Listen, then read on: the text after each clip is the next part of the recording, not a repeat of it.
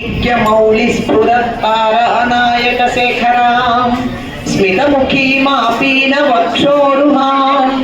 पाणिभ्यामलिपूर्णरत्नचषकं रक्तोत्पलं बिभ्रतीं सौम्यां रत्नघटस्थरक्तचरणां ध्यायेत् परामम्बिकाम् अरुणां करुणापरहिताक्षीं धृतपाशाङ्कुशपुष्पबाणचापाम् अणिमादिभिरावृतां मयूखैरहमित्येव विभावये भवानी ध्यायेत् पद्मासनस्थां विकसितवदनां पद्मपत्रायताक्षीं हेमाभां पीतवस्त्रां करकण्डलसन्देह पद्माम्बराङ्गीं सर्वालङ्कारयुक्तां सकलमभयदां वर्तनं श्रीविद्यां शान्तमूर्तिं